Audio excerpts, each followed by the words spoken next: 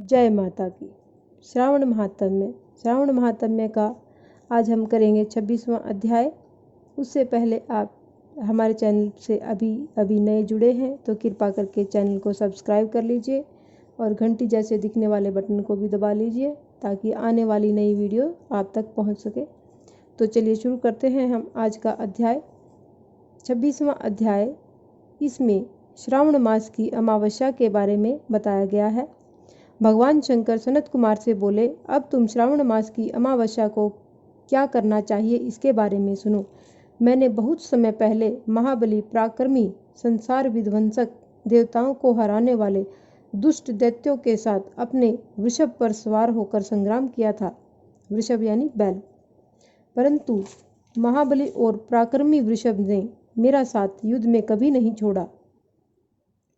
अंधकासुर दैत्य ने एक बार वृषभ के शरीर पर तीव्र आघात किया, जिससे उसके शरीर से खून बहने लगा। केवल उसके प्राणों की ही रक्षा हो पाई।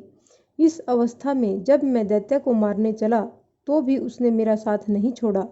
मैंने उस समय नंदीश्वर के पराक्रम को देखा कि उसने अंधक दैत्य का अपने सींगों से प्रहार कर वध कर डाला। मैं नंदी के इस कार्य से बहुत ही प्रसन्न हुआ और मैंने उससे वर मांगने को कहा। तुम जो वर मांगोगे मैं तुम्हें अवश्य ही दूंगा। नंदीश्वर बोले, मुझे कुछ नहीं चाहिए प्रभु, आप मुझ पर केवल प्रसन्न हैं तो इससे बढ़कर मेरे लिए और कुछ भी वरदान नहीं हो सकता। फिर भी संसार की भलाई के लिए मैं आपसे प्रार्थना करता हूँ कि आज श्रावण मास की अमावस है। आज के दिन गौ के सहित मृतिका बैलों का पूजन हो और कामधेनु सदृश मेरा जन्म हो। मनुष्य भक्ति द्वारा प्रत्यक्ष गौ तथा बैलों का पूजन करे। गेरू से तथा धातुओं से उनके शरीर को सजाएं। सींगों को सोने चांदी से मढ़े। दोनों सींगों में रेशमी गुच्छे बांधकर चित्र विचित्र नाना प्रकार के मिश्रित कपड़े को पीठ पर ढककर गले में समुद्र आवाज करने वाली घंटियां बांधे। दिन में गांव के बाहर ले जाकर शाम को घर वापस ले आएं। खली बिनोले उन्हें खाने को दें। जो ऐसा करे उनके यहाँ गौधन की वृद्धि हो।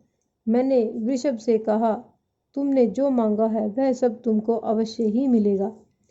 जो वृषभ आज के दिन किसी काम में न लगाया गया हो, केवल भूसा खाता हो, पानी पीता हो, उसे पोल कहते हैं। उसी नाम से आज का दिन भी पोल कहा जाएगा। आज का दिन जगत में पोला के नाम से प्रसिद्ध होगा। मनुष्य को आज के दिन सब इच्छाओं को पूर्ण करने वाले बैलों का उत्सव मनाना चाहिए। हे सनत कुमार, अब मैं तुम्हें कुशोत्पाटनी विधि को बताता हूँ। श्रावण मास की अमावस्या के दिन स्नान करके पवित्र होकर कुशोत्पाटन करना चाहिए। कुश को बार बार प्रयोग करने पर भी वह शुद्ध ही रहता है। कुश, काश, भव, दुर्वा, खस, कुंदक, गेहूं, चावल, मूंज और घास, यह कुशा के 10 भेद बताए गए हैं। ब्रह्मा द्वारा नरसैंगी उत्पन्न दर्भ मेरे सब पापों को नष्ट करे, स्वस्ति कारक हो। यह मंत्र कहकर पूर्व उत्तर के बीच ईशान कोण में मुख करके होम फट मंत्र द्वारा एक ही बार कुश उखाड़ना चाहिए। जिन कुशों के अग्रभाग सूखे न हों, ऐसे हरे रंग के कुश देव कार्य और जप आदि कार्य में, जड़ रहित कुश पितृ कार्य में रखना चाहिए। देव कार्य और पितृ कार्य के लिए 7 पत्र के कुश उत्तम बनाए गए हैं। मध्य में पत्र न हो, ऐसे अग्रभाग सहित आदेश प्रमाण कुश पवित्रा में रखने योग्य हैं। ब्राह्मण के लिए 4 कुश का पवित्रा, क्षत्रिय के लिए 3 कुश का पवित्रा, वैश्य के लिए 2 कुश का पवित्रा और शूद्र के लिए 1 कुश का पवित्रा देना चाहिए। उत्पवनार्थ के लिए वर्णों के लिए 2 पवित्रा होते हैं। 50 का ब्रह्मा जी और 25 का विष्टर होता है।